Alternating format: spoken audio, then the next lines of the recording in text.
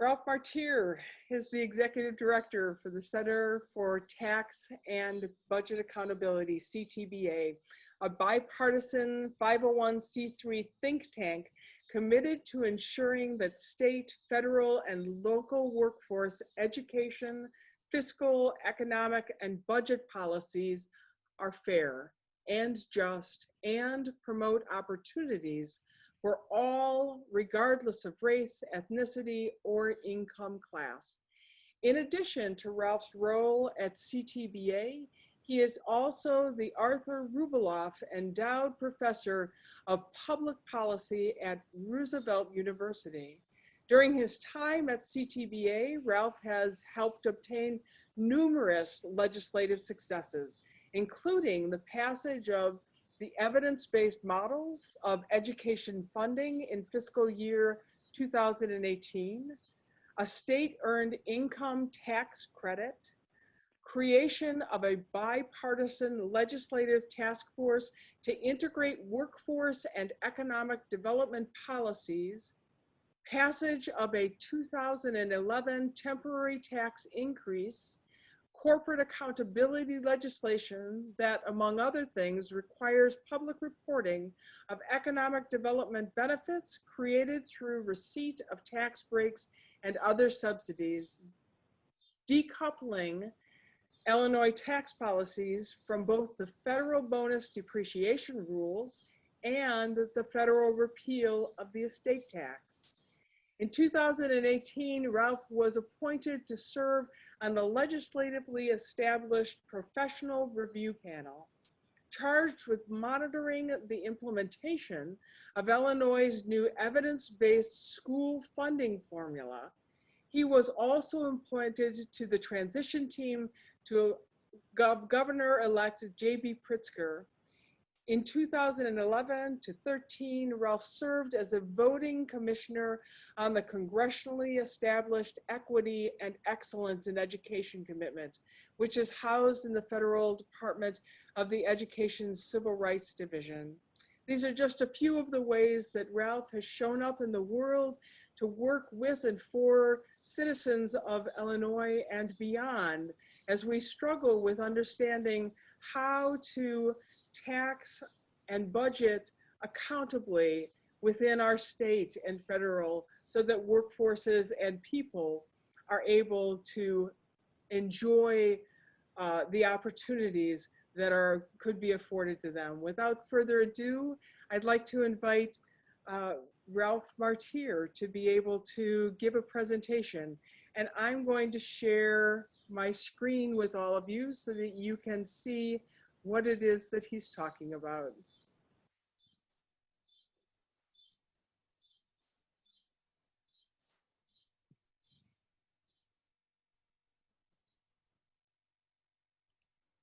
Here we go. And can you hear me now? Do I come through okay? We do. Thank you, Ralph. All right. So I'm not going to mess around with a lot of the introductory stuff, except to say my organization truly is bipartisan. We don't care that much about political affiliation or ideology. We care more about getting public policy systems to operate the way they should, predicated on the best practices of how they should be designed and ensuring that they have the capacity to meet demographically driven needs. So if you'll go to the next slide, please, we'll just start this off with the key problem. This is it. So this is why Illinois underfunds education. This is why we have an underfunded pension system. This is why we have deficits. This is why. It's called a structural deficit. It's really the only piece of highly complex modeling I'm going to be showing tonight. And that's because if any of you that are listening in have a background in statistics, you know that if you have a model and you're good at designing models, you can make it dance to any tune you want, predicated on the assumptions you feed it. So we try to avoid that and do something we call simple math, just so that everyone could check our work. But if you're projecting forward to see whether or not a governmental entity's revenues are going to be able to sustain its expenditures into the future, you need a model. We've been using this one, which has passed peer review, by 4 different PhD economists since about 2004 or 5, and we've accurately predicted the growth in the state's deficit every year with this model within 1%. So if you go to the far left-hand corner, in fiscal year 2019, if we had revenues that equaled our expenditures, and there were no changes in the law, and you just adjusted for historic rates of inflation and population change, would our revenue growth under current law continue to support our level of public service expenditures that we made in 2019, plus pay our scheduled debt service? And the answer is no. The yellowish line is the expenditure line, and that's how that is projected to grow. The red line is the revenue line. So every single year, the state will have slightly less revenue than what it needs to continue providing the same level of services it did in the prior year. Now, this isn't new to Illinois. Illinois has had a structural deficit since at least the late 60s or early 1970s. And the only way to solve a structural deficit is politically not appealing to most elected officials. You could either raise your revenue up to your expenditure line to maintain expenditures. That requires a tax increase, and that horrifies elected officials. Or you could, every year, cut what you spend on for services, and as the next slide will show you, that wouldn't be politically popular either, because you're going to have to basically cut education, healthcare, social services, and public safety every year. Or you could do something irresponsible to try to hide the structural deficit from voters and taxpayers. And that's what they did in Springfield, not surprisingly, and on a bipartisan basis. And so the two things they did was, number one, instead of funding the pensions the way they should, they took the money that should have gone to the pensions, wrote an IOU to the pensions, and used some of it to plug this structural deficit gap to maintain service expenditures, effectively running up a huge debt owed to the pension systems. Then the second thing they did was defer the primary obligation for funding K-12 education from the state and down to local governments. And so that's why property taxes are high. So that's why this structural deficit really shows you what the core fiscal problem is in Illinois and why we have so many issues today. Next slide. So this is our general fund budget for fiscal year 2021. And as you can see, if you go to the very top corner there, we are scheduled to spend $42.9 billion this year. To make that spending more transparent, we break it down into two subcategories, hard costs and then service approach. So you look at the second heading, hard costs, these are literally things the state has to pay either by law or by contract. So no one votes on it. It's just money that comes into the general fund and goes out. So the legislatively required transfers are for like debt service for bonds, those kinds of things. The pension contribution is the subject of a continuing appropriation. There are other smaller statutory transfers out. There's a bunch of them that go to a number of different funds, Medicaid, the road fund, et cetera. And then group health insurance, and that's just the contractual obligation to pay health care for the state's workers. You add all those together, and $14.8 billion of that $42 billion is spent with no one voting. This is every year you have these hard costs that have to be funded. The next part of the general fund is actually what they vote on to spend. This is the appropriation process on current services. Now, I've included all the major categories, and if you look at that 96%, that just means 96% of every dollar they spend, 96 cents out of a dollar, really goes to 4 service areas: education, healthcare, social services, and public safety. Now, education has 3 subcategories, right? You have K-12, you have early childhood, and you have higher ed. It's all education. That's how the state spends our money. Other is literally everything else state government does. So it's economic development, it's environmental protection, it's the parks, it's the constitutional officers, it's central management services. So it's not some silly category that's just all waste, fraud, and abuse, although this is Illinois, maybe we should just have a line item for waste, fraud, and abuse and be done with it. But the bottom line is other does include a number of categories that are actually important. Whenever you look at the state budget, we do include this line. See the unspent appropriations figure. It's the penultimate line there in red, $1 billion. So basically, they appropriate those dollar amounts above that unspent line, but they're not going to actually transfer all the money they've appropriated to those service categories. In fact, they're going to hold back that $1 billion. We just don't know what they're going to cut yet, which is why you see a gross and a net spending number for the year. While they've appropriated $29.1 billion in expenditures on services, they're really only going to spend $28.1. We don't know what those expenditures are going to be on yet. Next slide, please.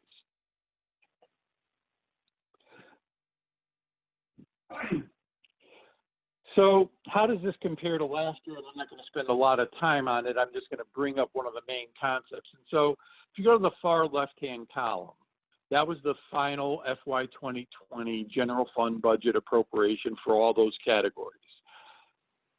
The next line, we just adjust those expenditures for inflation. So literally to stay even in real terms, the $8.35 billion, if you're looking at the top line for K-12 education that was funded in 2020, would have to be $8.59 billion in 2021 just to stay even. The third column, of course, is the actual budget that passed. The fourth column is the difference. And you could see that in nominal dollars, we've increased spending pretty much across the board for services on a year-to-year basis, which is rare in Illinois, especially over the last 20 years. But if you adjust for inflation, what you see is in most service categories, there's been a real cut. We're providing slightly less in services. So the bottom line is you always have to adjust for inflation to understand whether, in fact, expenditures on services are going up, staying even, or going down.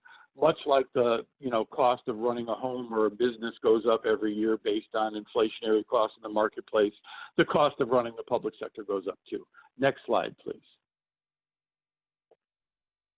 Ralph, while we're here, I had somebody who had a hand raised. I'm wondering if you want to take questions now or wait until the Q&A. Probably would rather wait until the Q&A because there's a lot of people on this call and that could get disruptive. I would like to get through this. That's very good. Thank you. Now, if you'd prefer it the other way, I've done it the other way. It's just Nope. we may. Nope. We'll wait. We will wait for Q&A. Just so everybody knows, please write your questions down. We really want you to share them, but we'd like to wait and allow Ralph to get through the full presentation. Thank you. Okay, great. So the next slide, please, is the long-term comparison on expenditures, and this one's really eye-opening. So much like the prior slide, we're just comparing this fiscal year to another fiscal year, except this time we're picking fiscal year 2000, 20 years ago, the beginning of the century under Governor George Ryan. So the far left-hand column there, those are the final budget expenditures in fiscal year 2000 for each of these subcategories of services where 96 cents out of every dollar gets spent. The second column adjusted for inflation and population changes into current dollars. So that's what you'd have to spend to get even. The third column is the 2021 enacted budget. Then the fourth column is the difference. And if you notice, we are spending less on literally every core service this year in real terms than we did in the year 2000, except for two, K-12 education and higher ed. K-12 education and early childhood. Higher ed, we're killing. Now, K-12 education, if I was giving this presentation to you in 2019, would still be negative. The only reason there's been a real growth in expenditures on K-12 over the last 20 years is, in fact, that evidence-based funding model that passed into law in 2018. That law sets a target for the state to actually increase K-12 funding every single year by at least $300 million over the prior year in nominal dollars. Now, the state has done that in each of the first 3 years that the evidence-based funding formula has been in effect, so 2018, 2019, and 2020. It is not doing that this year. But it's only because of those increases over the last 3 years that K-12 funding is actually higher today in real terms by all of 1.3%, by the way, but higher today than it was in the year 2000. Early childhood is up by over 81%. Now, that's a good thing. There's just tons of research about how valuable investing in early childhood is. That said, while we're spending over $500 million on early childhood this year, which is a positive thing, the negative thing is the actual demand for early childhood services exceeds $3 billion. So, yay, we've increased the expenditure. Nowhere near meeting demographically driven demand. And if you're wondering about where we are in K-12 funding, according to the State Board of Education in fiscal year 2020, we were $6.8 billion short of funding an education that is one which the research indicates is sufficient for all students to have the opportunity to succeed academically. So we were way short last year. This year we flat funded K-12, which means we're going to fall further behind this year. Higher ed I'm going to highlight, and because we've really done a terrible job here. So back in the year 2000, go to the far left-hand column again. Higher ed received a $2.1 billion appropriation from the state of Illinois. Jump over to the third column. This year it's going to receive less in nominal, non-inflation adjusted dollars, only $1.9 billion. If you adjust for inflation, the real cut is almost 50%. Now, that's a significant disinvestment. And we really started doing this in 2004 under Rod Blagojevich, because if something could be done poorly, he did it. So in 2004, before Rod started cutting higher ed, state appropriations covered about 68% of the cost of a student attending a public university in our state, whereas tuition and fees only covered about 26, 27%. We have cut it so significantly since that now tuition and fees cover 68, 69% of the cost of attending a public university, and public transfers from the general fund are down in the 20s. We've flipped it.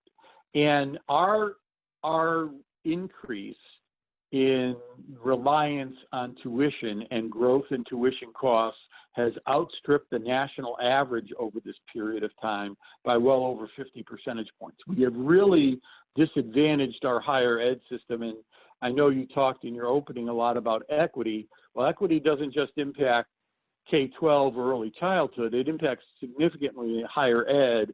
We published a report last year in the fall, it's still available online on our website, analyzing higher ed and showing how this cut for higher ed funding has not just disadvantaged low-income populations like you would assume generally it would, but it has also specifically disadvantaged Black and brown populations. And so there's a lot of equity issues wrapped up in there. Now, the healthcare figure, I'll highlight that, and then we'll go on to the next slide. It is down in the general fund, but it is up overall. The reason for that is we've moved a significant amount of Medicaid funding out of the general fund and into special funds as part of different mechanisms to generate additional federal matching dollars, which the state has enacted over time. And virtually, I mean, not all of it, but the vast majority of the growth in our Medicaid expenditures has been covered by the federal government. So this is a good thing, right? We're getting federal dollars into the state to pay for our health care needs. So while the general fund amount has been going down, overall expenditures for Medicaid have gone up. Next slide. So how big is the hole that we are facing in Illinois? And I thought I'd give you context, because remember the structural deficit model, it starts with the assumption that you have an honestly balanced budget and then just looks to see, will your revenue grow with your expenditures over time into the future? And so let's find out whether or not we did have an honestly balanced budget. And of course, the answer is we did not. So fiscal year 2021, go to the very top line, they are projecting $42.9 billion in revenue. Now, first thing to subtract out of there, as you see, is the hard costs, those things that you have to pay by law. So let's take that out, and that leaves $28.1 billion in revenue, which sounds pretty good. If you remember, our net expenditures on services for the year are going to be $28.1 billion after the unspent appropriate figure. So it sounds like a balanced budget. However, we have an accumulated deficit carry forward from the prior fiscal year, 2020, of $8.4 billion. Now, by state law, they've got to pay off this deficit before the end of the next succeeding fiscal year. And so any carry forward deficit, and I say carry forward deficit, you could hear that as unpaid bills in this case, becomes a charge on your current revenue. So let's take that 8.4 billion out of the 28.1, and that reduces our revenue for the year down to 19.7. And we are going to spend 28.1 on services, meaning our deficit remains at about $8.3 billion. But it's really going to be worse going into next year, because in that $42 billion of revenue that's in the top line is included $5 billion of loan proceeds. So the state is going to borrow $5 billion this year from the feds under a federal program that was made available to state governments and local governments because of the coronavirus. And that's great for this year because we've got $5 billion of revenue to support services this year. We don't have that $5 billion next year.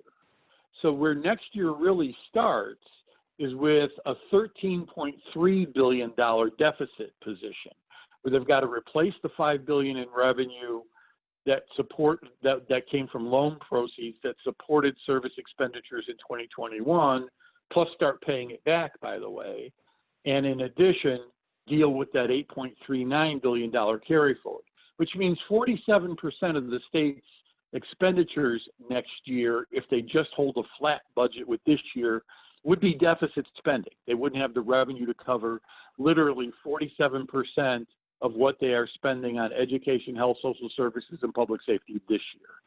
So we're going to be in a pretty tight box. And I'm bringing all this up to understand why revenue has to be part of any budget solution in Illinois. We're really not at a point where cutting expenditures on services makes more sense. We're spending less in real terms today overall on our state budget, especially on those four core services, than we did in the year 2000.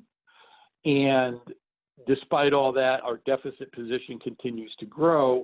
It's continuing to grow not because of a spending problem like you hear so often in the media and from talking heads, but rather because of a revenue problem. We really have bad tax policy, and that's been the primary driver of that structural deficit I showed you at the first slide. Next slide, please. All right, so in addition to the sort of general pressures on spending I mentioned before, I want to highlight this evidence-based funding formula here just to show you what a challenge it will be for the state to actually deal with education funding the right way, and as a corollary to that, deal with property tax over-reliance. So under this new evidence-based funding formula, K-12 funding is supposed to increase every year by $300 million. I told you that. But it has another funding target in it. It said by the year 2028, actually it says from 10 years from implementation, so it was implemented in 2018. So by 2028, it's supposed to be fully funded. Well, go down to the second box there. If we just were putting in $300 million new dollars every year over the prior year, it would actually take until fiscal year 2054 to fully fund the model. That's how far short of satisfying what the evidence indicates is needed to have a quality education for all our kids we are right now. So that's a real problem. That's nowhere near 10 years. To actually meet the 10-year deadline, we'd have to be putting in $919 million, almost $1 billion more in our K-12 system every single year between now and 2028. And there's, as you could tell from the prior few slides, we're not going to be in a position to do that given the demands for the other core services and how our revenue growth is not keeping up with even extant expenditures on services. Next slide. So the challenges from the coronavirus are unique, and I say that and this graphic, I think, will highlight it. The big straight up and down line is the growth in initial unemployment claims in Illinois by month for this year compared to all prior years going back to 2008, so including the Great Recession. Look at the difference in growth in unemployment claims. This is a unique recession. This is not how recessions normally go. And that will significantly impact state revenue far worse than what that structural deficit model shows, or frankly, than we can project right now, because the decline in consumer spending that will follow this jump in unemployment will be more material than we've seen in any recession in modern times. So we really don't know how bad the revenue situation is going to be for the next year or two. But I think this graphic makes it pretty clear it won't be good. Next. So I told you when I showed you the structural deficit slide that it's the reason we have high property taxes. And I said the reason for that was the state of Illinois has been pushing the primary obligation to fund schools down to the local level. And here's your proof. So this is the national data. The U.S. average is in blue. The Illinois numbers are in red. Go to the comparison on the left. On average, local property taxes in a state cover 44.8% of the cost of educating children. In Illinois, local property taxes cover 67%. Then you flip it and go to the right-hand comparison. On average, a state from state-based tax revenue like income and sales taxes covers 47% of the cost of public education, whereas the state of Illinois only covers 24%. And we are the outlier in both cases. So we rank 50th in the portion of K-12 funding paid for by the state and first in reliance on property taxes to fund schools. And this is why we have high property taxes in Illinois. And this is actually bad in a couple of ways. So obviously, just from an education funding standpoint, it ties the quality of education a kid gets to the property wealth of the community in which the kid lives. So that creates great inequity in the educational system between like my community, River Forest or New Trier, these more affluent communities, and communities like Marion or East St. Louis or Pembroke, Harvey, Dalton, et cetera. But second, it actually constrains the resources that should be available to municipalities and townships. They are supposed to be funded primarily through property taxes. Well, if you are forcing your local school districts to overextend on property taxes to fund schools, that takes away a revenue base that should be available to fund local services like police, fire, streets, sands, and libraries. So what that does is it encourages local governments to underfund, their pensions so that they can maintain services and then create big pension holes at the local level. These things are so connected to state tax policy, these major fiscal issues confronting Illinois, that I like to put these data sets together. The third problem caused by this is shown in the next slide.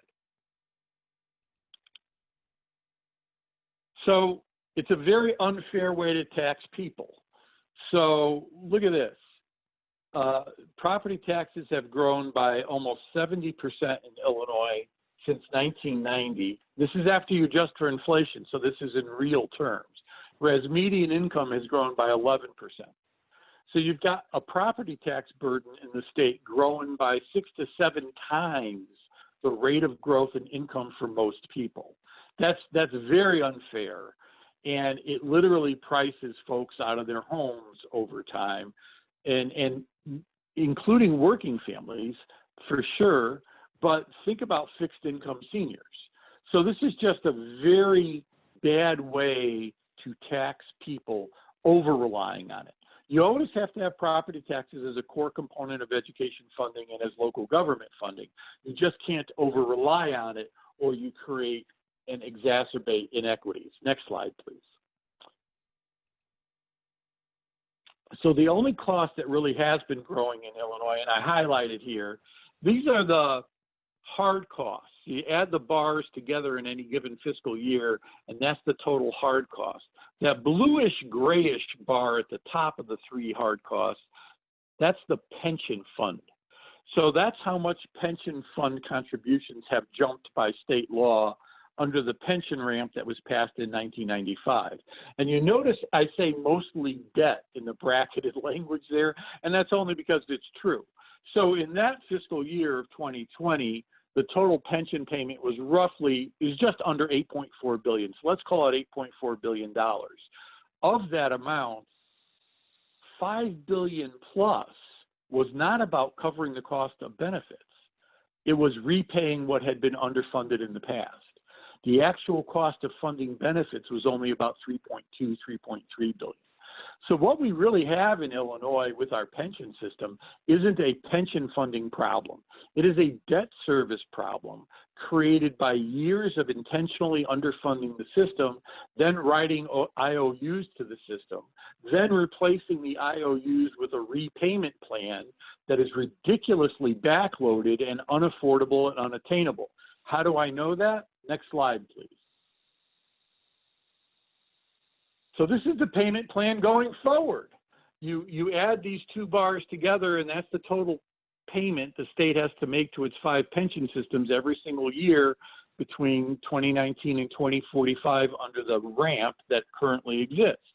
I broke those payments down into their 2 component parts so you could really see this is all about debt service. It's not about benefits. That pinky colored bar that's declining at the bottom, that's the normal cost of funding pension benefits being earned by state workers. The blue bar that is growing by leaps and bounds on the top is the debt repayment plan passed in 1995. So which do you think is causing the problem? Benefits or the debt service plan? Don't think too hard. This is an easy one. Now, the bad news is this is an obsolete debt ramp because of COVID-19. So when the pension systems lose assets, which they are losing in the marketplace now, that increases the debt owed to the pension system, meaning these blue bars are all going to get bigger. And that's actually not very pretty, right? It's going to be ugly. Next slide. So what we have suggested doing is throwing out the pension ramp, and on this graphic, the red line going across the page, that is the pension ramp. That's current law, already obsolete, but it's what we have to go with right now. The red line going across the page is the pension ramp. The very light blue bars are the new taxpayer costs. So that's what we would cut the payments to replace the pension ramp. But you notice, in addition to those light blue bars, we've got dark green kicking in the early period. So what we do is we level out the payments owed to the pension system by putting more in up front and then leveling it out and turning the debt service into more like a mortgage, right? Where your annual mortgage payments don't grow every single year. They're flat for 30 years or 15 years, whatever term of their mortgage is, because that's rational. You and your bank were rational actors when you created your debt service plan. This debt service plan was passed by a bunch of legislators, so rationality had very little to do with it. Now, how do you get that additional money that's in the front end here? And the answer is pension obligation bonds. So if you don't have the tax revenue, issue a pension obligation bond, take all the bond proceeds, put it into the pension systems. And we'd issue one each of the years. You see a green, dark green little bar there on the graphic. What that does is it helps taxpayers and the pension system in 2 different ways. Number one, it takes that amount. So if you look at the very first year, it's roughly $2 billion, maybe $2.1 billion in bonds. It takes $2 billion that was debt owed to the pension system and changes it to debt owed to bondholders. You take your money that you get, the proceeds from the bondholders, and you put it all into the pension systems. So now what was debt in the pension is an asset, and that asset starts accruing a return over time, reducing your long-term costs. The good news for taxpayers is the interest rate the state of Illinois pays to the pension systems on the unfunded liability it owes varies from 6.75% to 7.5%, depending on the system. Bonds, the state of Illinois has been issuing taxable bonds in the last 2 years for anywhere between 3 and 4.5%. We will save significant interest costs by owing the money to bondholders rather than the pension systems, while at the same time creating an asset for the pension systems that generates a return that reduces costs over time. These light blue bars that are total taxpayer costs, by the way, they include paying back the pension obligation bonds. So that's an all-in cost.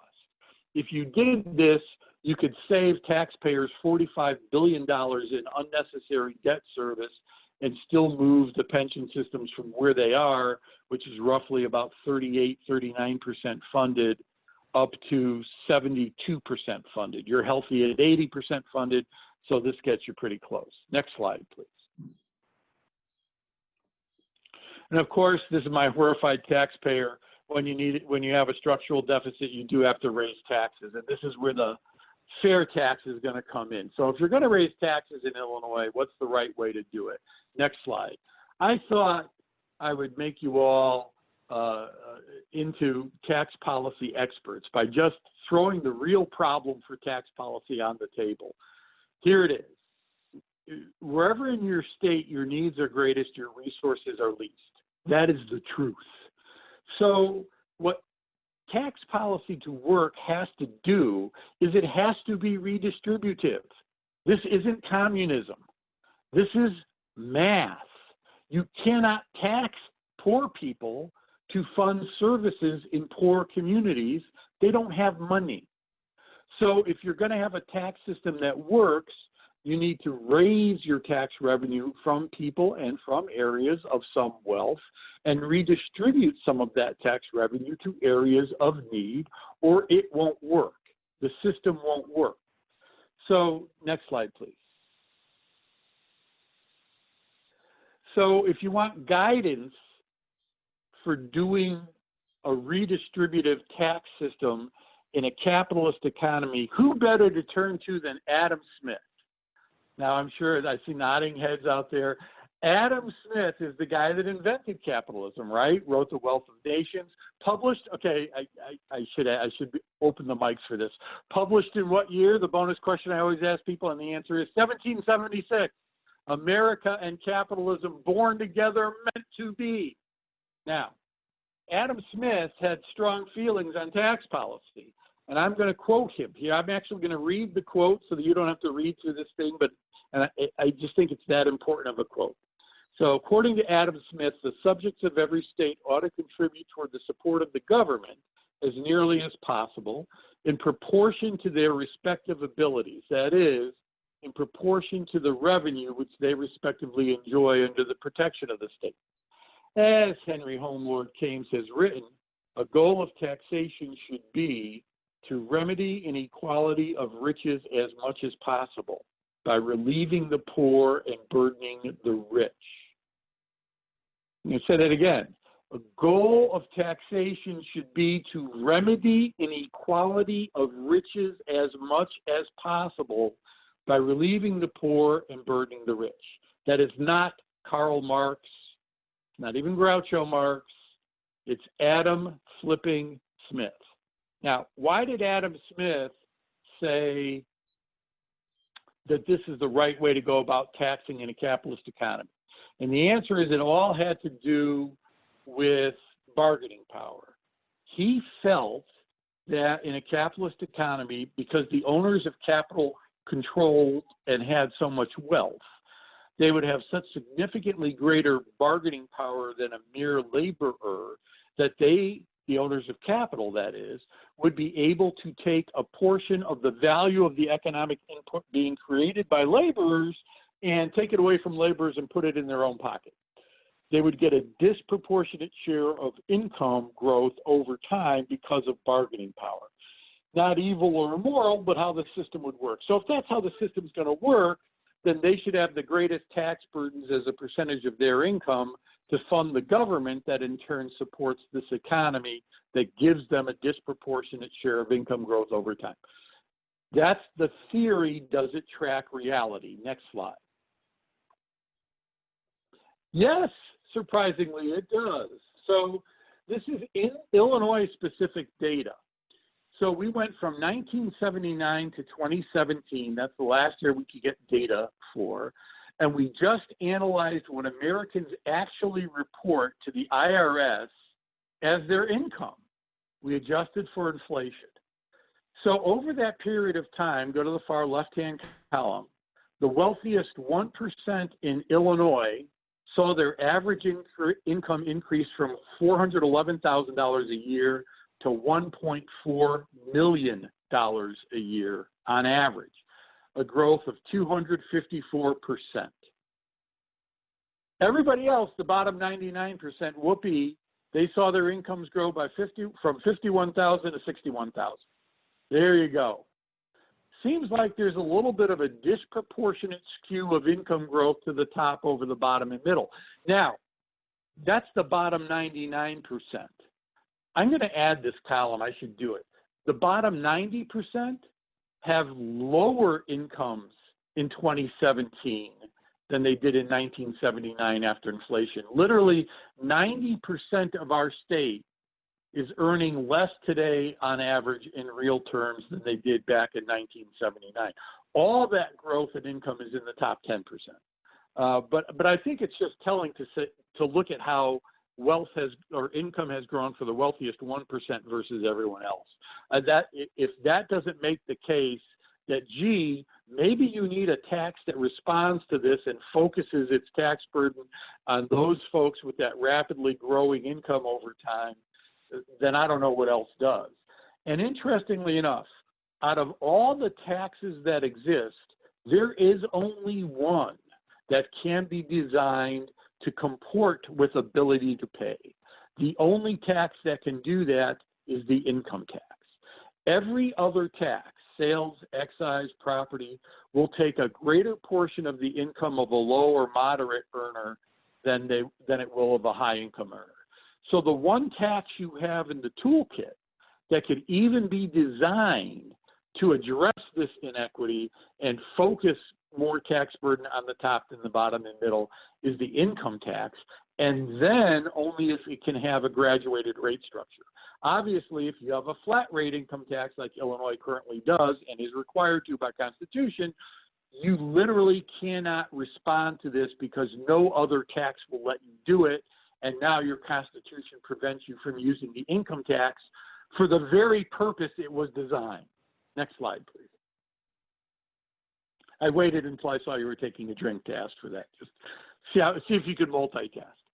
All right, so this is tax burden as a percentage of income for taxpayers in Illinois. And as you can see, the bottom 20, 40, 60, 80% all pay a greater percentage of their income in taxes than do the wealthiest. So we ignore Adam Smith, we ignore good tax policy, and we focus our taxes on low and middle income families rather than on affluent families. Well, there's two problems with that. I mean, and they're both illustrated by that prior graphic on income growth, right? Problem number one, it's not fair. I mean, these folks at the bottom and middle aren't generating income growth anywhere near what the folks at the top are. But number two, it's not going to raise adequate revenue to fund services because you're focusing your tax burden on low and middle income families who are a lousy revenue source because they are not sharing in income growth.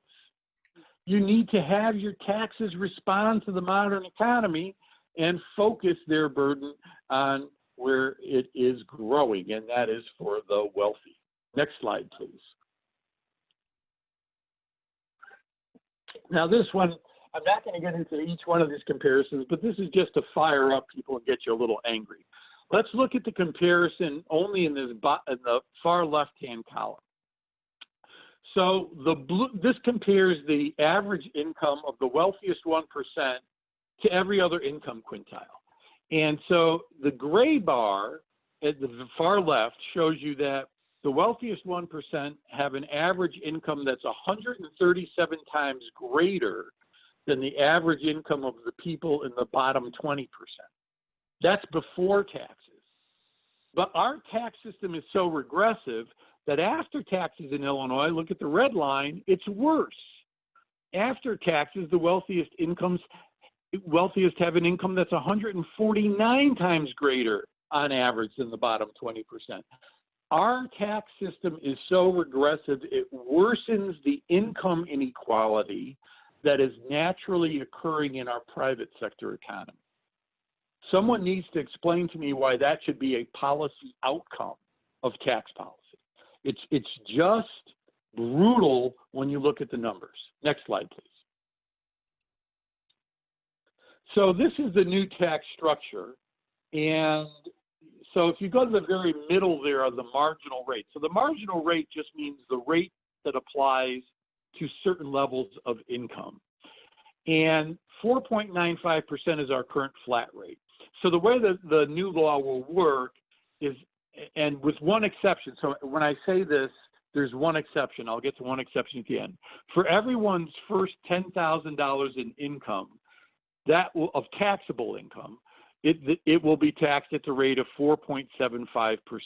And that's 27% of all tax filers, by the way, have incomes in that level. Your next $90,000 of income, so going from $10,000 to $100,000 of taxable income, whether you're single or married filing jointly, will be taxed at 4.9%, still lower than the current 4.95%. That's almost, 60% of our taxpayers in that bracket. Then your income between $100,000 and $250,000 will be taxed at the current flat rate, and then above that, the tax rate will continue to grow. Now, except for the people at the top. If you are single and you have $750,000 or more of taxable income, or married filing jointly and have $1 million, you pay a flat rate of 7.99% on all your taxable income. You don't get any of the benefit from the lower marginal rates at lower levels of income.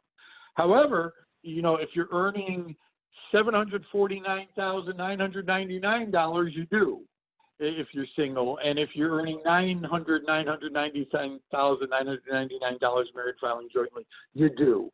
So it's only the people at the very top, the wealthiest 0.3% in our state of filers, that'll pay that flat rate of 7.99%.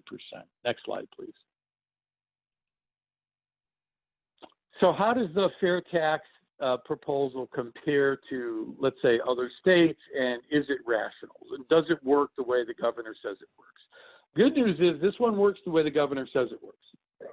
It will cut taxes for 97% of the people who file tax returns in Illinois. Only the wealthiest 3% will see an increase. This is the pre-COVID-19. It would raise $3.6 billion annually in new revenue that would grow with the economy over time. It's not going to raise anywhere near that in 2021 or 2022 because of COVID-19. But when we return to a normal economy, it will. Our top tax rate of 7.99% is actually lower than the top income tax rate that's already in place in neighboring states and Midwestern states like Minnesota and Iowa. And Wisconsin has a top rate of 7.65%. The difference is our top rate of 7.99% kicks in at a much higher level of taxable income. I mean, in Minnesota, that top rate of 9.8 kicks in at $163,000 of income. And in Iowa, the top rate of 8.5 at only $71,000. So you could see this is a rational tax proposal, and it creates a structure that makes a bunch of sense, especially when you look at how incomes get distributed over time in the modern economy. Next slide, please. So does it actually reduce tax burden for most people? Yes, not by a lot. So it is tax relief for 97% of the state. It's not a lot of tax relief. The red line here shows you tax burden as a percentage of income from the bottom 20% up to the wealthiest 1% under current law. The bluey gray line shows you how that tax burden would change under the new fair tax. And you could see taxes would only go up for the wealthiest And then their tax burden goes up from 7.4% of income to 10.8, which, by the way, would still be the lowest tax burden as a percentage of income in the state. This isn't a crazy eat the rich, slaughter millionaires tax. It's a rational rate structure designed to work in the modern economy and track the way income growth actually gets distributed over time. Yes, it does. This one I'll answer right here. It does include child tax credit and everything else. Next slide, please. So this is the small business slide, and it's in here only because there's this statement being made by the anti-fair tax side of the ledger, claiming that somehow, some way, the fair tax is going to destroy small businesses and unfairly tax small business owners. I don't know what they're looking at for data. So here's the data. Go to the top table there. There are 6.2 million people who file individual income tax returns in Illinois. Out of that 6.2 million, only 189,000 are going to pay more in taxes. Okay, go down to the second entry. There are a total of 1.2 million small businesses in Illinois. So that means if every single one of the 189,000 people who pay more in taxes owns a small business, only 15% of small businesses could possibly be impacted. It also means 85% are either going to pay less or the same. And that's if everyone is a small business owner. J.D. Pritzker is not a small business owner. Neither is Rauner. Neither is Ulen. So the bottom line here is people are throwing out these claims to try to scare folks from supporting the fair tax that really, when you start looking at the data, have no basis in fact or evidence. Next slide, please. So I just thought I'd hone in on tax burden for businesses. So this is, according to Ernst & Young, the breakdown of tax burden in Illinois for all businesses that pay all taxes.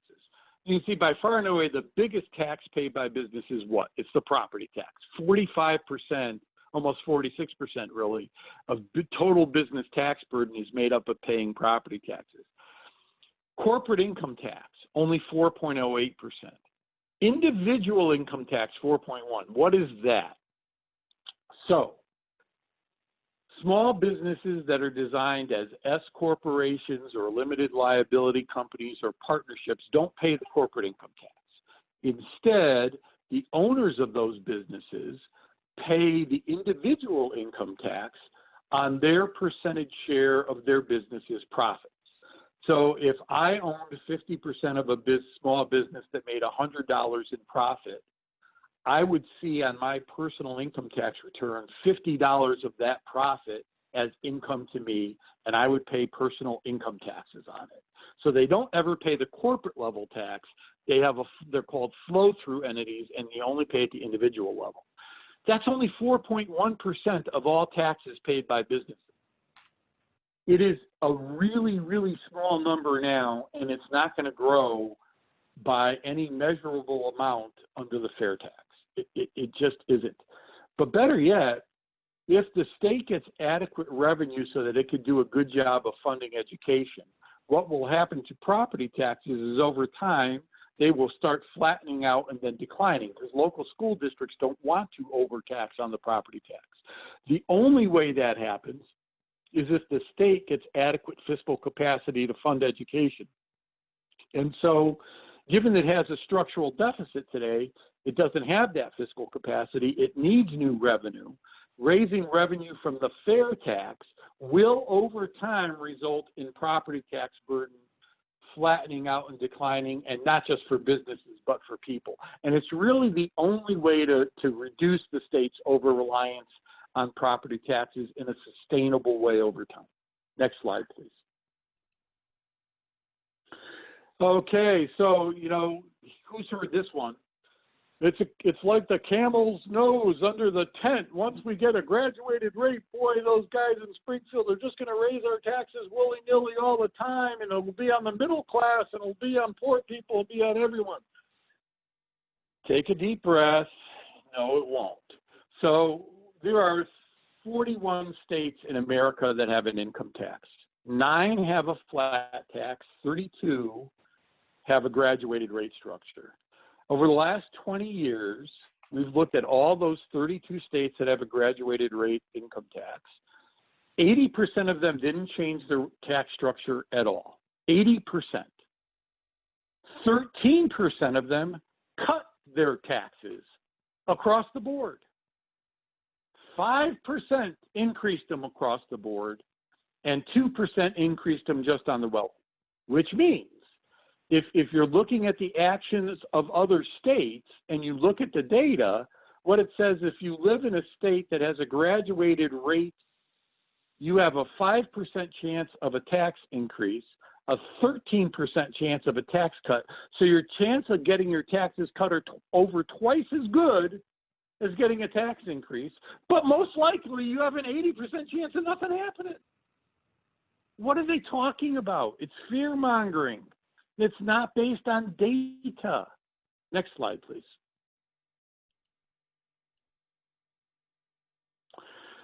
So it also doesn't harm the economy. So there's never been a solid peer-reviewed study, peer-reviewed meaning you let other people that don't agree with you generally look at your analysis, that finds any statistically meaningful correlation between tax policy and job growth or economic growth or entrepreneurship or anything you really want to measure economically.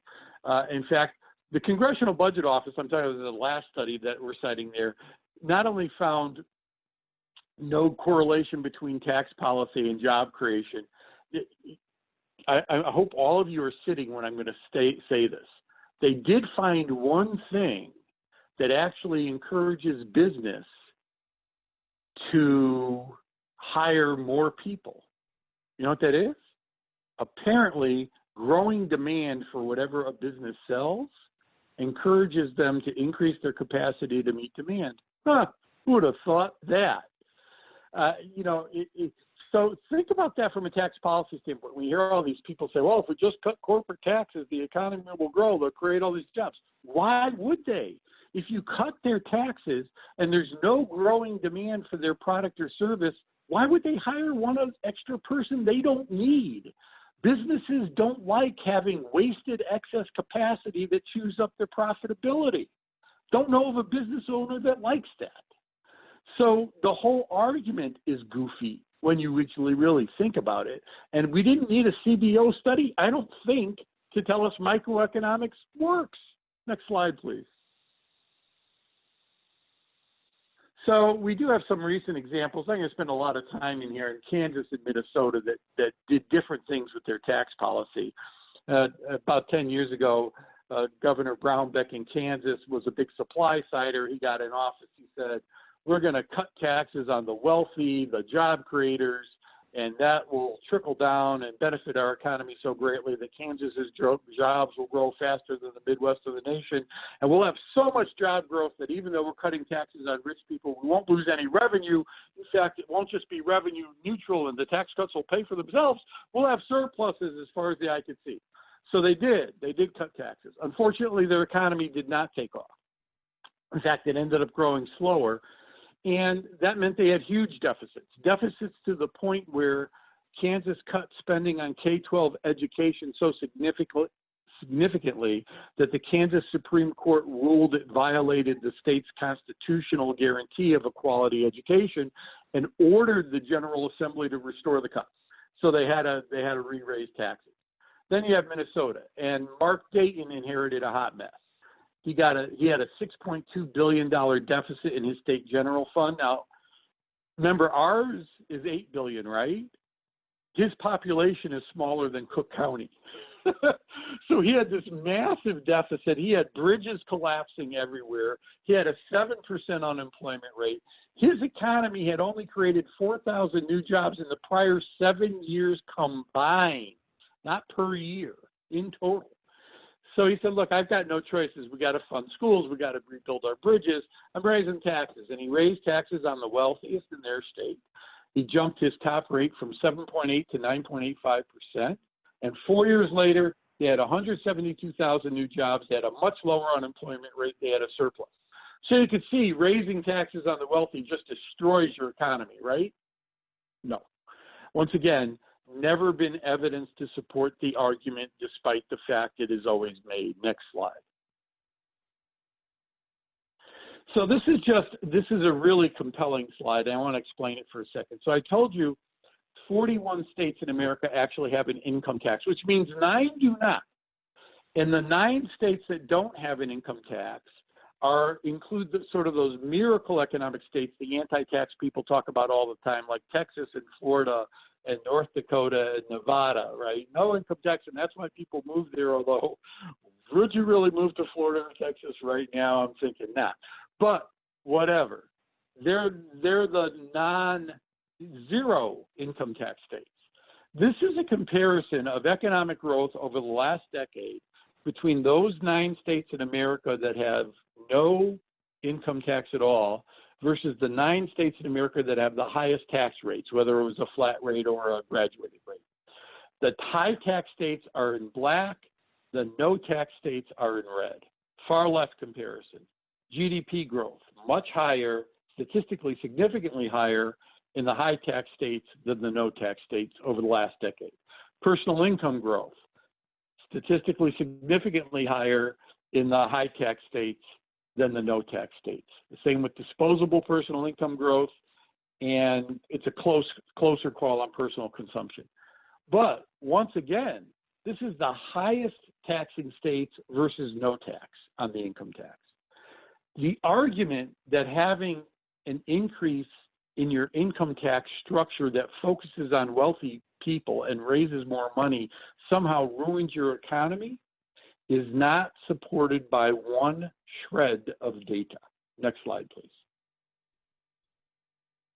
And then, yeah, people will run screaming out of the state if we raise taxes on millionaires. No, they won't. So here's just some fun facts about migration in Illinois. Apparently, Illinois is a really good state to leave. Since 1925, Illinois has had out-migration every single year except one. So, yeah, people leave Illinois. That said, our out-migration rate actually declined in 2011, and if you recall, that's the time we increased our income tax rate the first time from 3% to 5% with the temporary tax increase. And then that phased down, and then we replaced it with a permanent tax increase in 2017. More interesting to me, while a greater number, just raw number of people move out of Illinois every year into neighboring Indiana and or neighboring Wisconsin, than the number of people from those states that move into Illinois, a greater percentage of their populations move into our state than the percentage of our state that moves into their state. So it's not that, it's a meaningful stat that tons of people are leaving Illinois, go to the states. A greater percentage of their population are coming here, and they're moving to the areas in our state, like Cook and the Collier counties, that have the highest taxes. It's these statistics on migration are thrown out there to try to create false correlations to, once again, scare people away from supporting the fair tax. Next slide. And then there's millionaire migration. So I told you Minnesota bumped up their top rate. Well, that happened in 2014. Go to the middle of this graphic and see fiscal year 2014. That's the number. These are the bar graphs showing you the number of millionaires filing income tax returns in Minnesota in 2014, the year they raised taxes. And it grew every year thereafter. Next slide, please. California, highest tax rate on millionaires in the country. In 2013, they bumped their top rate from 10.3 to 13.3%. And look at 2013, and every year thereafter, there's growth in millionaires. But they are telling us if we raise taxes on millionaires, they'll run screaming out of our state. Show me the data that confirm that. There's never been a peer-reviewed study that shows any statistically meaningful correlation between tax policy and migration patterns. Just other things matter more, like, you know, where your job is, where your family is. And I know people that have decided to live in Illinois permanently won't believe this one, but apparently some folks like nice weather, and they will move to states that have nice weather. So it's those kinds of things that actually matter. Next slide, please. And here's migration rate by income. And notice most people who move are low income.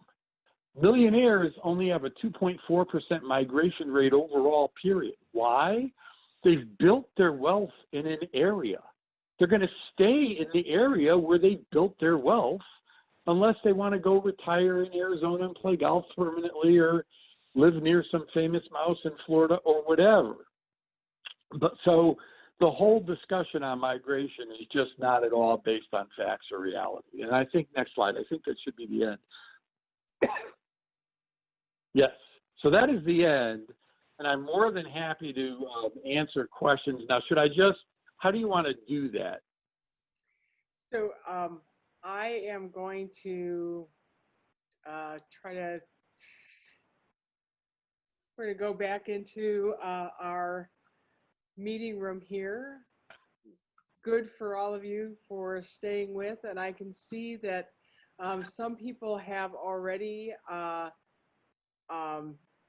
started asking questions, which is great. We have about 10 or 15 minutes to answer some questions. What I'd like to invite you to do, though, as I'm going through and trying to figure out who it is that has asked questions already, is for you to take a moment and write 3 facts that you heard tonight that you think that you would help you to understand the fair tax better. Just 3 of them. I know, Ralph, that you gave us an enormous amount of information, and I really, really appreciate that.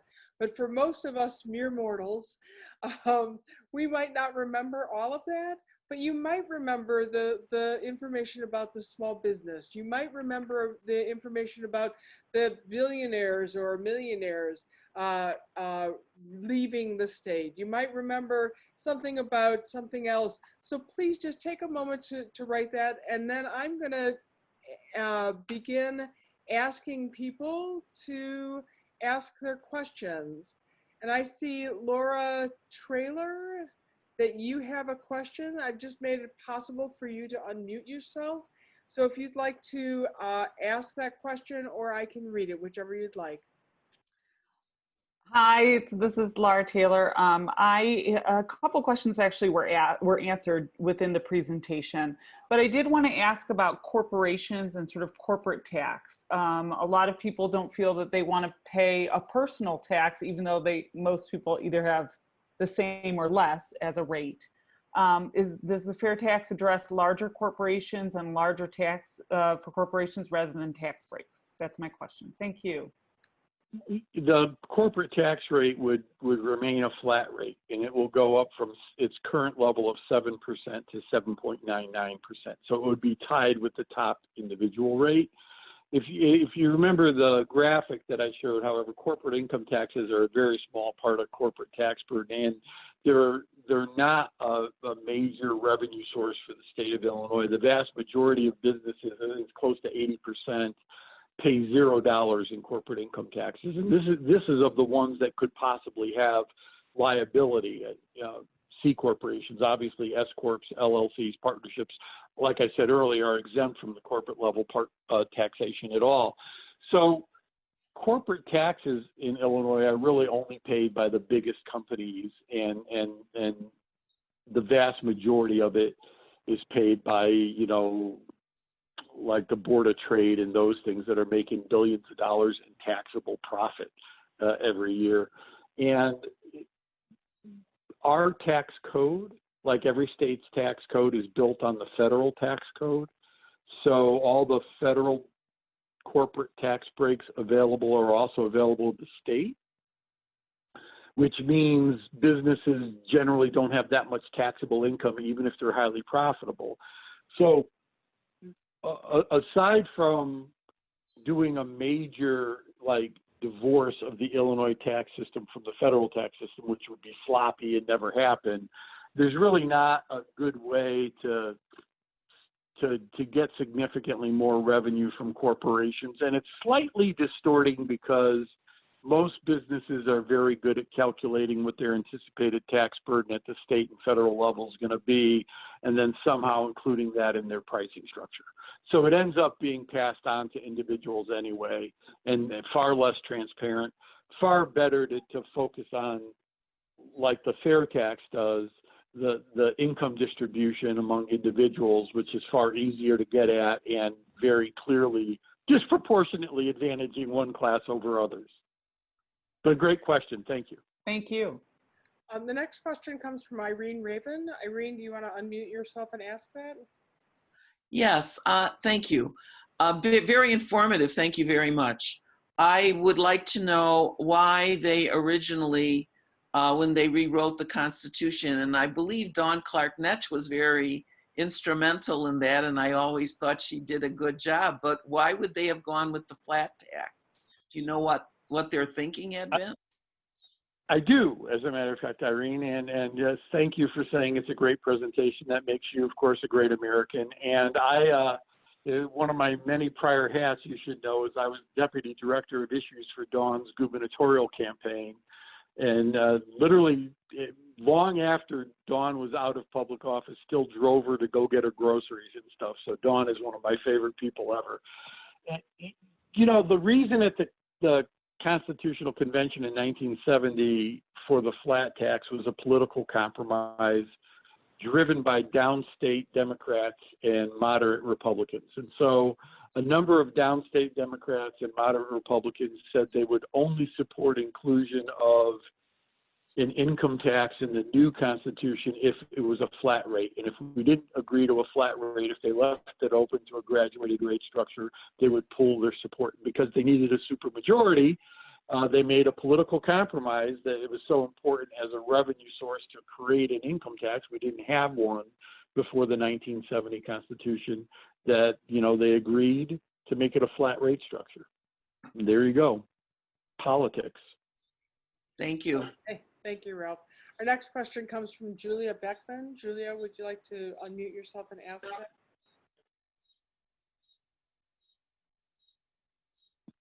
Took me a while.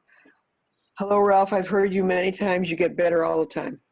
You really do. Another great American in Julia Beckman. For sure. Thank you for that. So my great American question, Ralph, is, it probably has nothing to do with the graduated tax, but I'm curious about the conversation about taxing services, because Illinois really isn't land-based anymore, or as much as it is service-based. What's happening with that, and is it just sort of been put to the side because of the fair tax debate, by the way, which I agree with totally? Yeah, so the latter part of that statement is completely accurate. Obviously, Governor Pritzker politically has staked a lot on the fair tax, and so that is the only tax he's willing to consider at this juncture.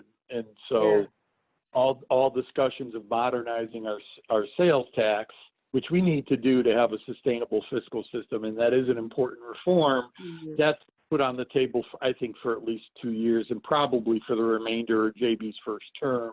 And then if he runs for re-election, there might be a chance after that. Now, I don't know how the COVID-19 economic downturn is going to impact all that political calculus going forward, because, like I said, it's going to uniquely drive down state revenue in a way that's not actually even projectable now. There's no model that exists that can make any kind of accurate projection because the downturn is so unique. So that makes sense, right?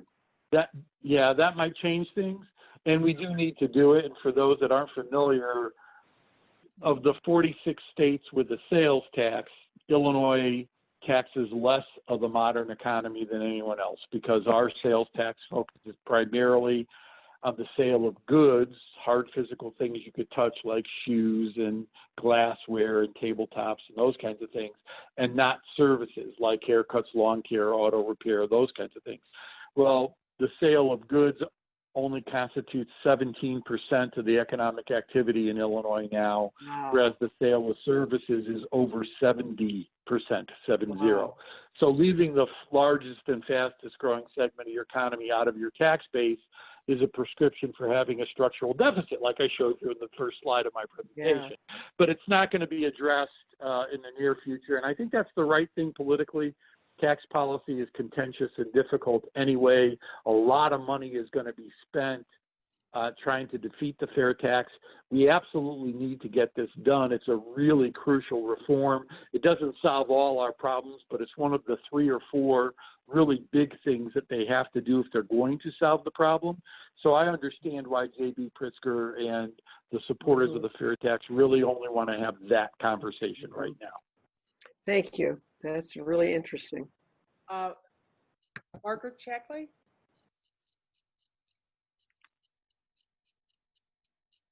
Yes, maybe just a rant here. I was looking at your the proposed scale, the proposed income tax scale, and at the bottom of the scale are folks who earn $10,000 a year. Why are we taxing people who earn only $10,000 a year? All 20%, 27% of Illinois. Yeah.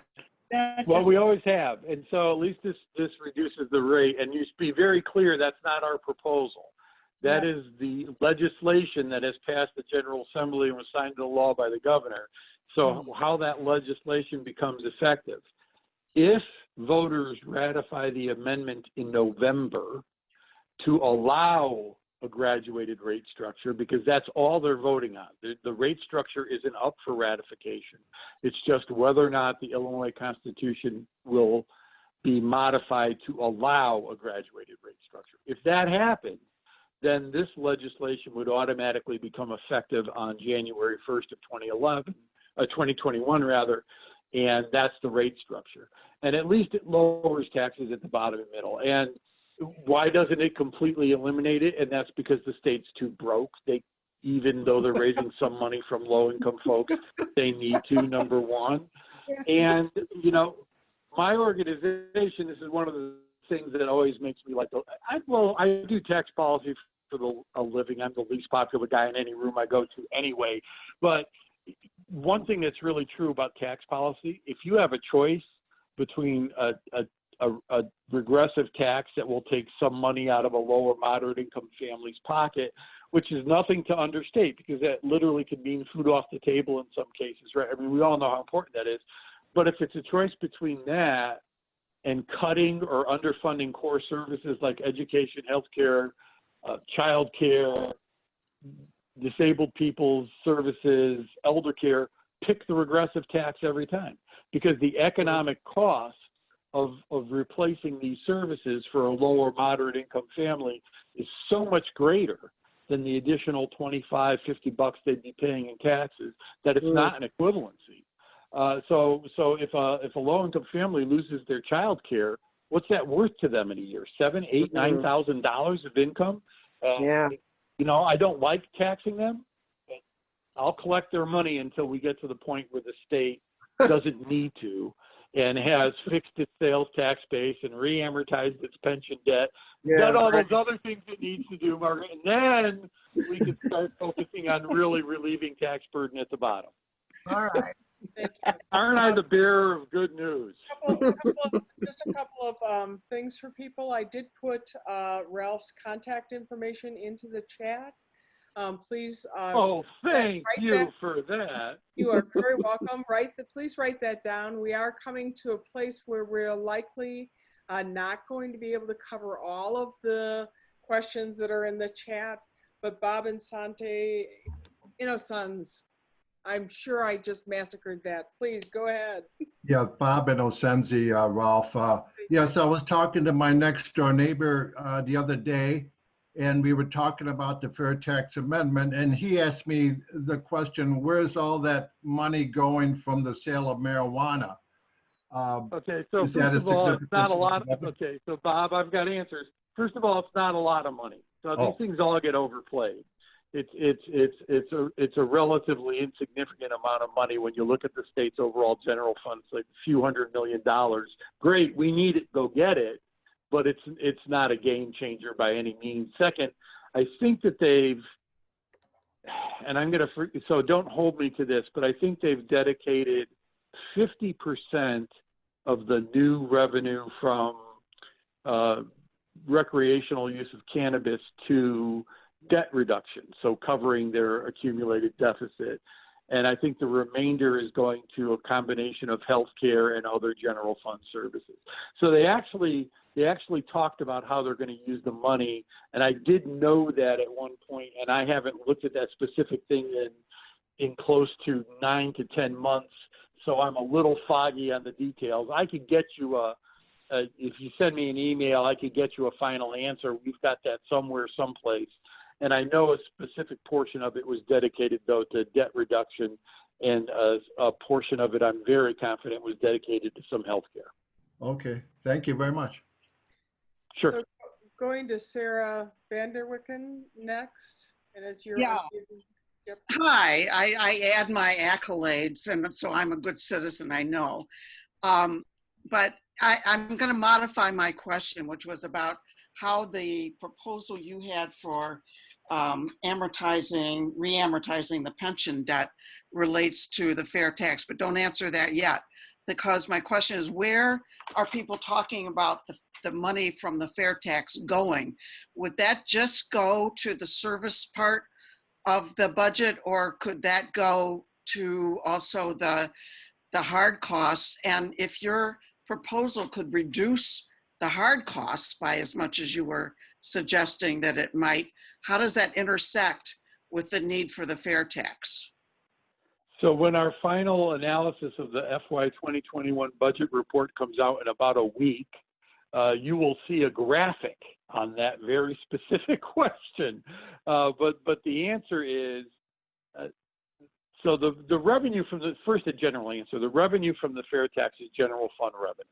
So it could be used for anything that the general fund covers. So it could be used for debt reduction. It could be used for hard costs. It could be used for current services. It's just general fund revenue, unrestricted. The revenue it raises, let's forget about COVID-19 and let's talk about a normal economy. Even when it's clipping along at $3.6 billion in new revenue, that doesn't close the structural deficit. We still have a structural deficit. You need to both re-amortize the pension debt and do the fair tax to eliminate the structural deficit. And even then, it takes 21 years to get rid of the structural deficit because our problems are big and they've been built up over time. Now, if we also added into that the expansion of the state sales tax base to include consumer services, we could get rid of the structural deficit in about 7 to 12 years. So there's no magic silver bullets anymore. Our fiscal condition is really, and I'm probably missing a really or two bad. And so we need to take these long-term reforms. We need to get them on the books, and then we need to do something Americans are pretty bad at, have some patience, and work through our fiscal problems responsibly over time. But people that want to have a balanced budget overnight, they don't understand how dramatically that would result in spending cuts that would harm communities literally across the state of Illinois. We don't want a balanced budget overnight. We want to get to a balanced budget in a rational way where we could actually sustain core investments in services. And so that's what we're trying to accomplish. And that's one of the reasons why we're so supportive of the fair tax. It is literally one of the 4 things they need to do. Okay. Thank you, Sarah. Really quickly, we are going to be closing out of the recorded part of this session. I want to encourage people again to write down the contact information for Ralph so that you can follow up with him. A couple of people, Ralph, are asking whether or not the slides will be available, and my question is whether or not we can send them out to them. We only in PDF. Only in PDF. Very good. We will send out the slides in PDF to the people who have signed up, registered for the class. One other quick question that I think is a yes/no comes from Candy Bowie. Will this new tax retirees? Current pensions are not taxed in Illinois. Yeah, no, nothing changes that exemption. We should, of course, tax some retirement income. Of the 41 states with an income tax, we're one of only 3 that exempts all retirement income. It is us, Pennsylvania, and Mississippi, by the way. Right. And even the federal government actually taxes all retirement income, including Social Security income. It just has a formula for exempting some of that. We wouldn't suggest taxing all retirement income. You don't want to increase the tax burden on low income, fixed income, seniors, et cetera. But there are ways to phase out the deduction of all retirement income as overall taxpayer income grows, where you literally impact 0 low income, fixed income seniors. And so some sort of rational reform there needs to happen. That is not on the table. That is not part of the fair tax. That will not happen. And as of right now, no one in the Pritzker administration supports it. So friends, we will send out the PDF of the slides. I realize that there are a few more questions, but before people exit, we're at 8:30 now. I just put a link for you to click on in the chat. That if you click on that, it will take you to a commitment form that says that you will indeed endorse and vote yes for fair tax. It helps for us to get names on sheets to be able to let our legislators and other people know that fair tax is indeed a viable thing for our state. It is a promotion of equity and fairness and compassion within our state, which equals justice. I hope that you'll take a moment to click on that link and just sign on and say yes to fair tax, and that you will indeed vote for that in this upcoming election. Ralph, are you willing to stay on for a few more minutes to answer a couple more questions? Absolutely. Okay. The other thing I want to do before we end is remind you that I asked you to write down a couple of the things that you thought might be important pieces for you to remember. What I would encourage you to do, we're not going to have time to do this on this call, but what I would encourage you to do is to take some time to actually write an elevator speech for yourself, 100 words, 1 point per piece that you could quickly parrot out if somebody said, fair tax, that's horrible. If you take the time to write out the message for yourself, you will more likely remember it. And I want to give you 2 examples right now. I'm going to ask Marion Hunnell-Wilson if she would unmute herself and show the video, and she's going to give you an example of what an elevator speech might sound like.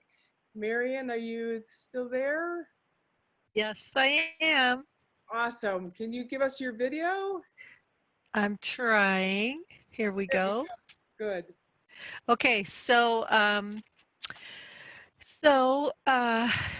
in the past few months, we've seen a lot of inequities revealed in our society, and I have to say that as a white woman who raised a family in LaGrange, I have benefited from some of those inequities, specifically around housing and education, and those kinds of things lead to wealth inequities in our society. And as we've heard today, the flat tax is another system that leads to wealth inequity because it puts the burden on our low and middle income families. So I think the referendum is a great start to fixing our Illinois budget and funding our state services as we need to do. So I hope that you will join me in voting yes for the fair tax in November. Thank you. Thank you so much, Marion. That was great. So elevator speeches are short, they're pithy, they get to 1 point generally. Again, you have several points maybe written down on a piece of paper. So maybe you have more than one elevator speech, depending on who it is that you run across. And I'm going to give you another one just as an example. Chuck Ruth, if you'd give us your elevator speech on this. Should a family earning $20,000 or $30,000 pay the same Illinois income tax rate as millionaires? When paying those taxes, about $1,000, means that the family has to choose whether to buy food or medicine or pay the rent? That's not right, but this is the reality of our current tax system.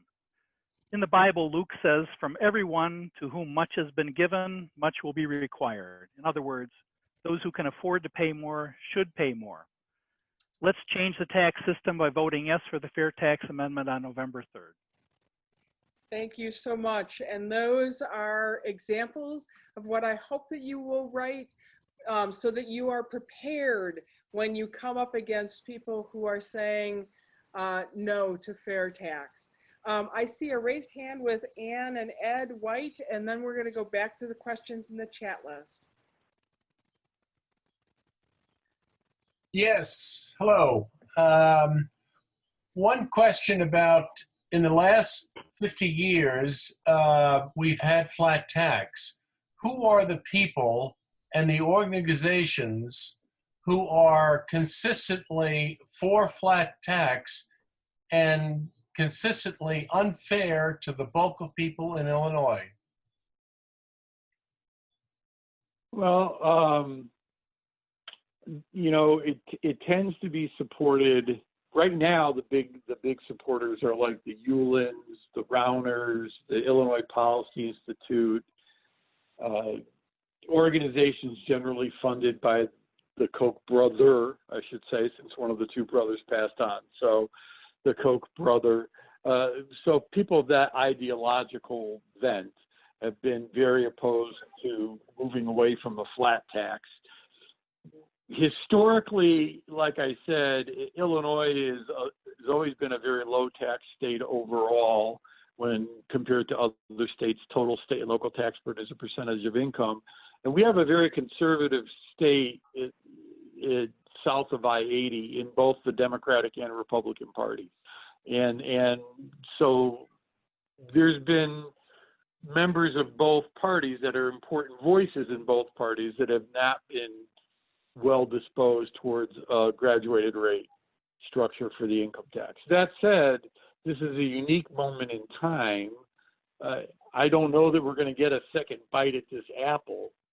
And so if the well-financed anti-fair tax group can be overcome in this campaign, that would be a wonderful thing, because we have on the table a pretty rational rate structure that will help. So this is a unique opportunity and a unique moment in time. Thank you, Ralph. I'm going to turn back to the list and to Bill Sasso. I was just confused, and I thought you were asking us to type 3 things into the chat that we thought were interesting or something. That's not a question, it's just a mistake. Okay, thank you so much, Bill. Marion Hunter-Wilson, you had a follow-up question to something that I think was being said.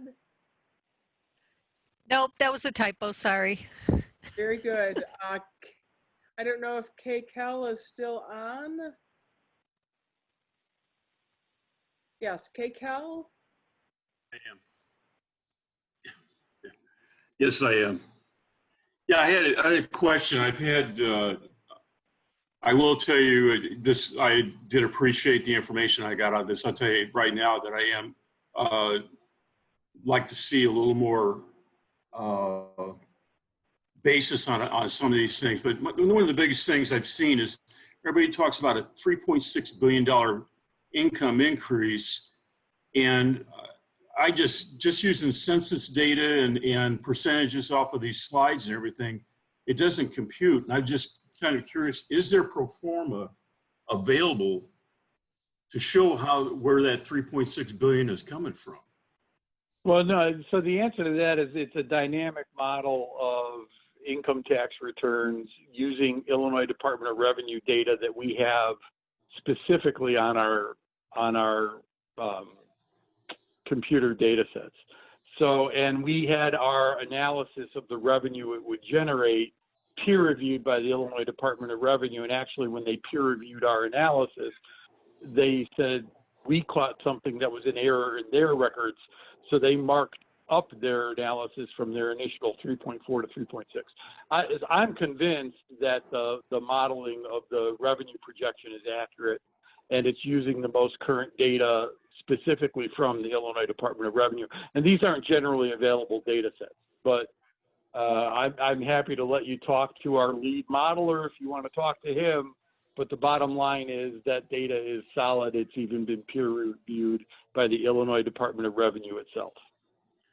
So that's $3.6 billion per year. Yeah. And growing over time. It would grow after that. Now, it won't be that, as I pointed out during my presentation during COVID-19. It'll be significantly less the first couple of years. Correct. All right, thank you. Thank you. Colleen? I guess it was a very good, it's very difficult material and you explained it quite well. I was wondering if I can, show it or, if it's going to be on YouTube so I could tell friends to watch it on YouTube. Yes, Colleen, the piece will be on YouTube and will be available, I believe, on the League of Women Voters site. You had also asked a question about what are your thoughts? Is fair tax looking favorable to pass in Illinois, or is it a long shot? Yeah. Well, so I'm on the steering committee for one of the ballot initiative groups. I'm on the one J.B. Pritzker himself is funding. There are like 2 or 3 ballot initiative groups supporting the fair tax. And I forget our name because they're all almost the same name. Like, vote for the fair tax. The fair tax is really groovy. I don't know, but it's one of those. And the polling data that we are getting is promising. And so there are 2 legal hurdles, and it's an either or contest, and it's a lesser of. So you either get 60% of the people who actually vote on the ballot initiative itself to vote in favor of it, or you get over 50% of the people who vote in the general election overall, who also vote on the ballot initiative to vote in favor of it. So the target that is more likely is 50% of the people that vote in the general election, 50% plus vote for the ballot initiative. Right now it's polling at about 58 to 61%, depending on the day and the framing. So it's literally right in the area of even getting the 60%. However, on a ballot initiative, one of your problems is you have a lot of drop-off voters. So even voters who favor the fair tax end up not checking off a box on the ballot initiative. They do the presidential election and their senator or whatever, and then they're done. So the drop-off votes make it an additional challenge. But right now it is somewhat promising. There's going to be a lot of money against it. So that can make a big difference. I don't know, you are all probably too young to remember. There was a ballot initiative when Edgar was governor to amend the Illinois Constitution to require the state of Illinois to fund over 50% of the cost of K-12 education. Right now we have language in our Constitution, but it's merely advisory. And it was polling at 63, 64% in favor. And then literally a few days before the election, Jim Edgar himself got out and said, well, I used to favor this amendment. I now oppose it because the state can't afford it. And they spent some money on that message, and at the election, only about 57, 58% of the state voted in favor. So it failed. So it's real easy to have some money devoted to killing this thing at the end. So all the action you take and all the outreach you do to sort of debunk what's going to be shown in very slick ads and very well done ads is powerful and helpful and will either get us over the finish line or not. Thank you. William Cole, you had a question, and there was just one more after that. Oh, you had mentioned it was one of the tax was one of 4 things Illinois must do. What were the 4 things Illinois must do besides that tax and pension repair? Yeah, so we need to expand our sales tax base to services. We need to re-amortize our pension debt. We need to go to a graduated rate structure, and we need to tax some retirement income. Those are the fiscal things we need to do to fully get our house in order and have our tax policy designed the way it's supposed to be designed if you read a textbook on tax policy, so it could work in the modern economy. But that, you know, it will be a while to accomplish all those things. I am very excited about getting one of the big 4 on the table and done. Awesome. Thank you. And finally, a question from Kathy Tate Bradish. Kate Bradish, yeah. Thanks so much. Thanks, Ralph. A friend said, what was my answer to an article that she had read that the state of Illinois should just declare bankruptcy and get rid of all of our debt? And it's so insane, I didn't even know where to start. So what's the short answer? Well, Kathy, nice to hear from you. How are you? I'm excellent, thank you. Very nice to hear from you again. So first of all, it's a goofy comment, and that's a technical fiscal term. I hope I didn't lose anyone with the goofy. That's because states are sovereign entities that cannot declare bankruptcy constitutionally. So it's not possible. And I think that ends the discussion. And municipalities can declare bankruptcy, but only in the event that their state has passed enabling legislation which would permit it. Illinois has not. So none of our municipalities have the legal authority to declare bankruptcy. And even if they could, the reason a lot of more conservative folks in the Illinois Policy Institute and all those others champion things like bankruptcy for municipalities is they want to get rid of the pension obligation and take away pension benefits from state and local workers. The problem with that, of course, is the bankruptcy courts do not have the authority to contravene constitutionally guaranteed rights. So Illinois uniquely has constitutionally guaranteed pension benefits. So while a bankruptcy court in a city like Detroit could forgive some pension obligations and modify them, there's no constitution to prevent them from doing that. In Illinois, it couldn't happen. So it's just sort of a goofy comment. Thank you. Okay, thank you, thank you, thank you. Thank you so much, Ralph, for spending a lifetime learning about this and helping us with that knowledge to understand more about our budget crisis and about what we can do to try to fix it. Thank you, all of the rest of you, for making time on a warm summer evening to learn about budget and finances in a different sort of way. I will be sending out an email to folks with information about the slides, with a link for you to sign on for Vote Yes for Fair Tax, with Ralph's contact information, and I will ask around about whether or not there are yard signs. I'm not sure. We are in a moment, friends, when we need to be able to show up for the people who are most in need of the revenue within our state. In my mind, that is the people who are in that 27% that are making $10,000 or less a year and are in desperate need of some kind of equity to be able to change their situations. This fair tax will indeed allow us to be a compassionate state. And it sounds like from what you said, Ralph, it'll actually help us to grow in business and in wealth in so many different ways as well. So again, I want to say thank you for participating and being a part of this movement to ensure that we as a state and as individuals begin living into the values that we have. Thank you so much.